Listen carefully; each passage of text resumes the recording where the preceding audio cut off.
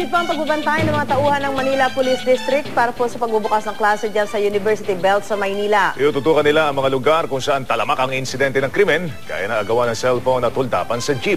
Bukod sa mga tanod, may 2 pulis na nakaistasyon sa assistance desk na ipapakalat sa mga eskwelahan para makatulong sa pagsugpo ng krimen. Bumuo ng isang organisasyon ng mga school administrator at negosyante. Handa raw na magbigay ng mabilis na access sa kanilang CCTV ang mga establishmento o kung kinakailangan. Magdideploy rin ng MMDA ng 1,000 constable para sa inaasahang buhos ng mga motorista ngayong araw na ito. Ito ang sabi nila.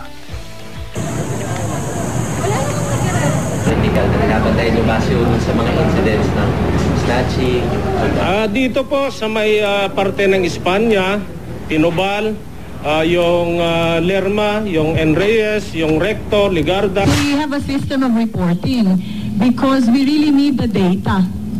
So may sistema kami within campus. They can report to our committee, yung aming pinubuong samahan, para malaman namin at kung alam na namin, mabibigyan ito ng karampatang atensyon at solusyon. Yung pong paglalagay ng mga CCTV, napakahalaga po niyan upang nasa ganun po'y mamonitor natin at makita natin ang mga taong nasa sa ating paligid na kung saan kung may masamang elemento, ito po ay pagiging isang maiiwasan po ang mga pagtatangka.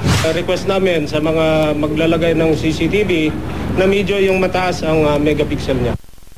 Yung sabi nila mataas yung resolution para nga naman may na-capture. Hindi. Okay lang naman yung demand niya na yun. Kasi yung resolution, kung hindi mo rin naman talaga makikilala, Wala rin useless yun, di ba? Pero yung paghahanda ngayon sa yung paghahanda ngayon dapat ma-maintain yan all year round. Dahil alam naman natin, pag alam ng mga masasamang loob na nakahanda yung kanilang mga kalaban, hindi magpa-pounce yan. So, dapat all year round yung paghahanda. So, basta mag-ingat na lang po tayo, lalo na yung mga estudyante ho na pupunta ngayon sa eskwelahan, dala-dala nyo yung inyong pang-tuition pa.